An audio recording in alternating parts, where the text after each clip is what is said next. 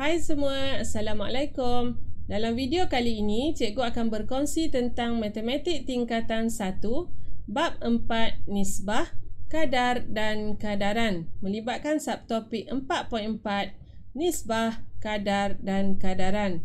Dan kita akan lihat dua standard pembelajaran, iaitu yang pertama, menentukan nilai yang berkaitan dengan suatu kadar, dan yang kedua, menyelesaikan masalah yang melibatkan nisbah, kadar dan kadaran, termasuk membuat anggaran.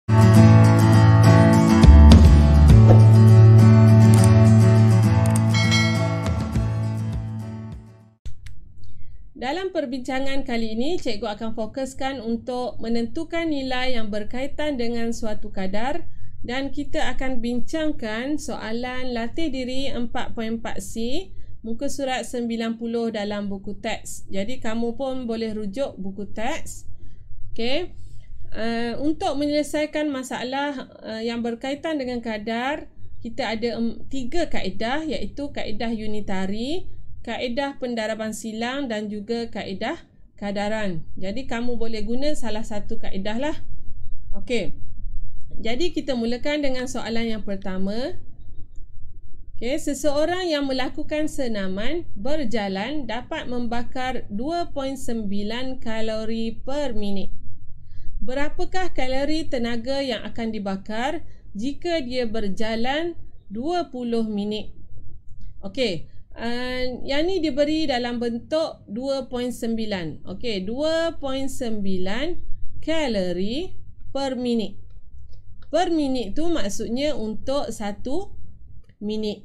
Dan soalan kita bertanya kalori tenaga yang akan dibakar jika dia berjalan sejauh 20 minit. Jadi kita dah ada untuk 1 minit. Jadi yang ni untuk lebih mudah cikgu akan guna kaedah unitari. Sebab apa? Sebab daripada soalan ni kita dah ada kalori yang dibakar untuk 1 minit, iaitu sebanyak 2.9 kalori. Okey. Jadi untuk 20 minit, jadi kalori untuk 20 minit. Okey, kita akan darabkan je lah. Okey, jika 1 minit ialah 2.9, kalau 20 minit maksudnya 2.9 kita akan darab dengan 20. Okey, jadi kita akan terus dapat jawapannya ialah 58 kalori tenaga. Okey. Kenapa yang ni cikgu gunakan kaedah unitari? Kerana kita dah ada masa untuk 1 minit. Okey, unitari kan maksudnya kita cari untuk satu bahagian. Jadi yang ni memang dah ada untuk 1 minit. Bila kita nak 20 minit, kita boleh terus darabkan je lah untuk mendapatkan masa dalam masa 20 minit. Jadi jawapannya ialah 58 kalori tenaga. Okey, ni soalan yang pertama untuk latih diri ni. Okey, kita lihat pula soalan yang seterusnya. Okey, seterusnya kita lihat soalan yang kedua. 6 kotak jus limau dijual pada harga RM12.25. Tentukan harga bagi 24 kotak jus limau yang sama.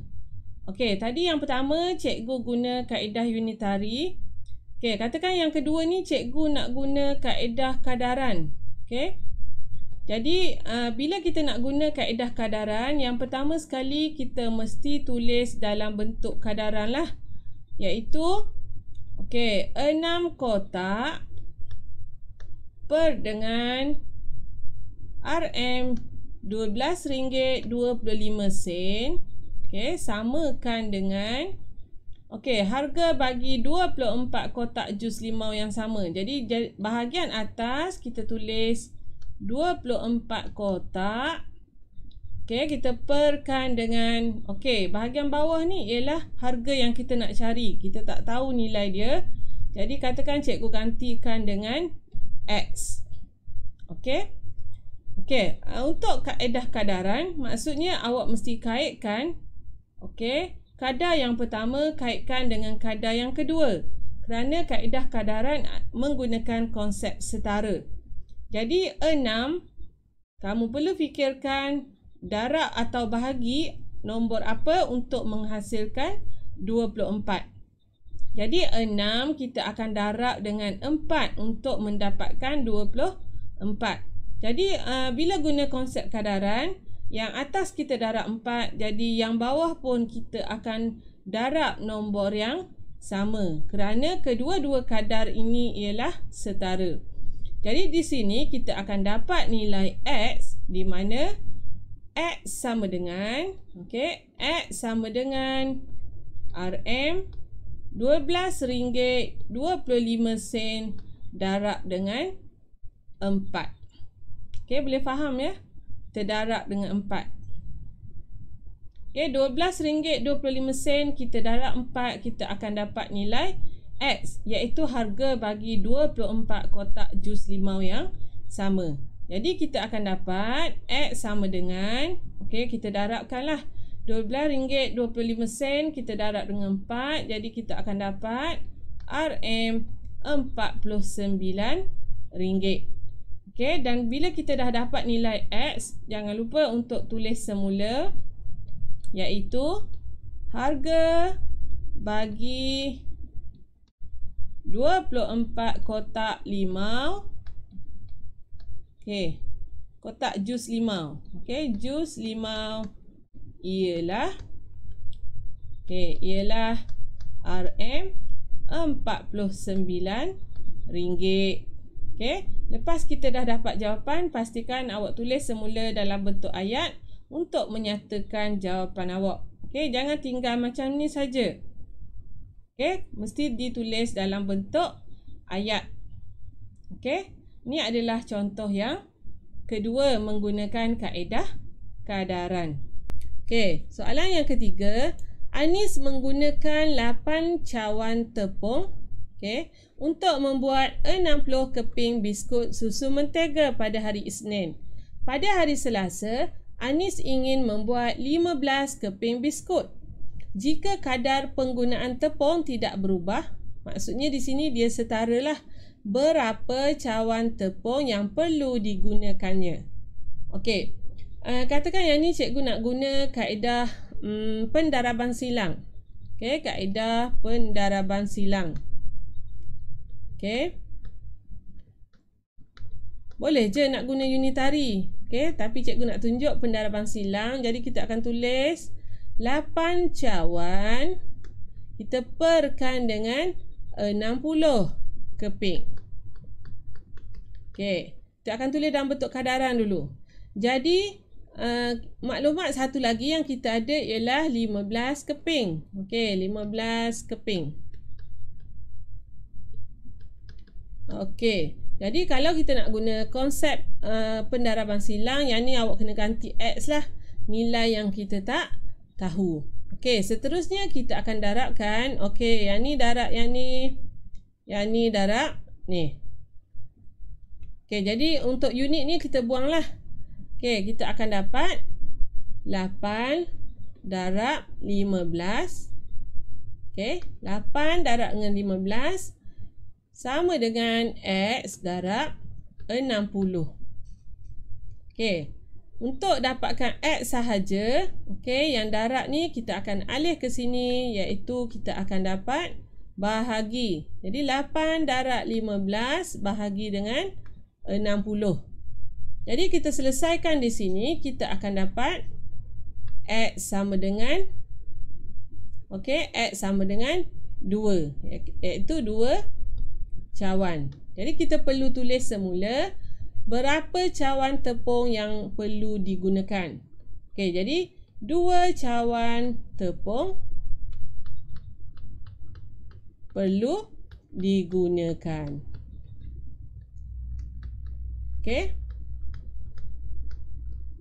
Boleh faham untuk kaedah pendaraban silang? Cikgu harap boleh fahamlah. Kalau kamu tak mahir untuk kaedah pendaraban silang, kamu boleh guna kaedah unitari. Seterusnya kita lihat soalan yang berikutnya. Jadual di bawah menunjukkan keputusan kajian yang dijalankan untuk menganggarkan populasi sejenis ikan air tawar yang hidup di sebuah tasik. Okey, tangkapan pertama yang bertanda ialah 60, yang tidak bertanda kita tak tahu. Okey, jadi yang ni kita nak carilah. Okey, yang ni kita nak cari. Okey, yang ni kita nak cari. Jadi untuk minggu kedua, tangkapan kedua yang bertanda ialah 5 dan yang tidak bertanda ialah 20. Jadi kita nak tahu berapa bilangan yang tidak bertanda pada minggu pertama. Okey. Jadi yang ni katakan cikgu nak gunakan kaedah. Okey, yang ni tak nampak X ya. Sini X. Yang kita tak tahu cikgu ganti dengan X.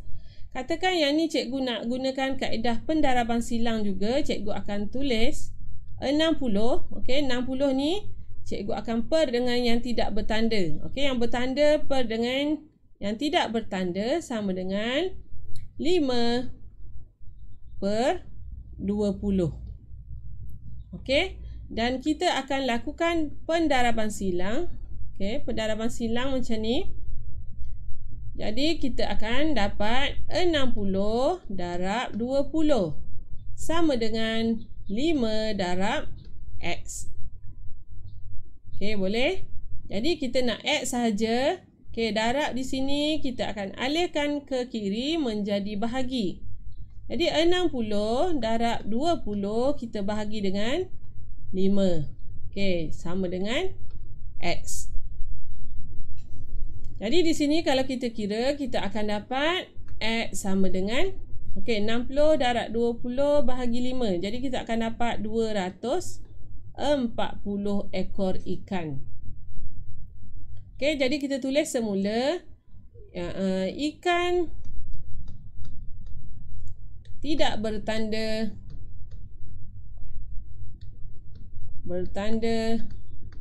tangkapan pertama. Okey, tulis semula tangkapan pertama ialah 240.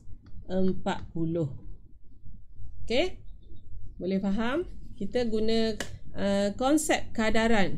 Okey, konsep kadaran untuk kita dapatkan maklumat yang kita tak tahu.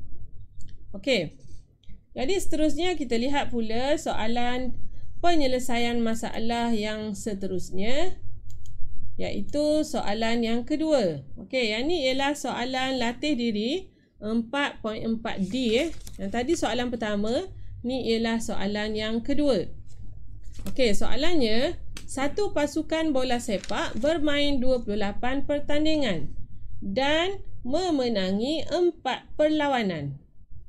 Okey, jumlah permainan semua ada 28, dia menang 4 perlawanan daripada 7 perlawanan yang ditandingi. Tiada perlawanan yang berakhir dengan keputusan seri. Maksudnya di sini sama ada dia menang ataupun dia kalah. Okey, tak ada seri. Okey, soalan pertama.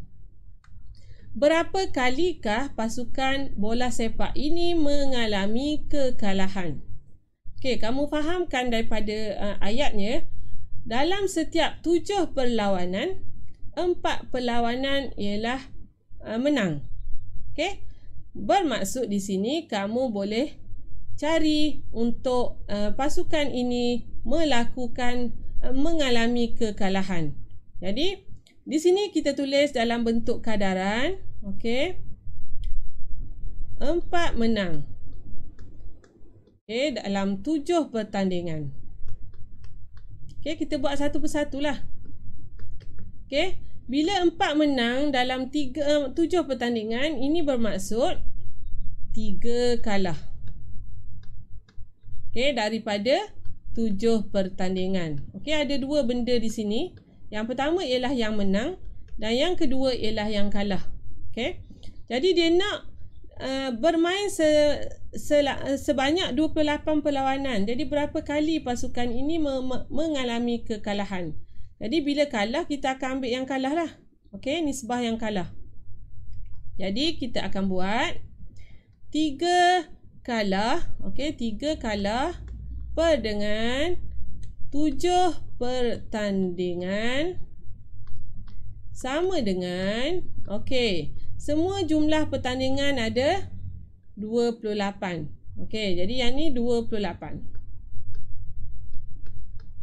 Okey, yang ni cikgu guna konsep kadaran. Okey, jadi berapa yang kalah? Okey, yang ni kita nak cari. Jadi macam mana kita nak tahu mengalami kekalahan berapa? Jadi kita akan menggunakan konsep kadaran.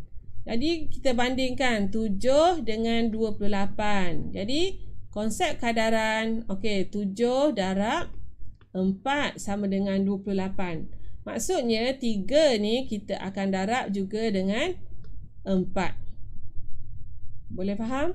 Konsep kadaran, kalau yang bawah kita darab 4, yang atas pun kita darab dengan 4. Jadi di sini jumlah kekalahan, okey, jumlah kekalahan iaitu X. Okey, jumlah kekalahan iaitu X lah. Okey, sama dengan X ialah 3 darab dengan 4, iaitu sebanyak 12 kali kalah. Okey, boleh faham ke?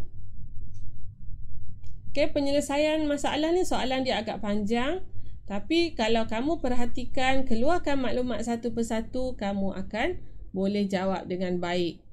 Okey, soalan B pula.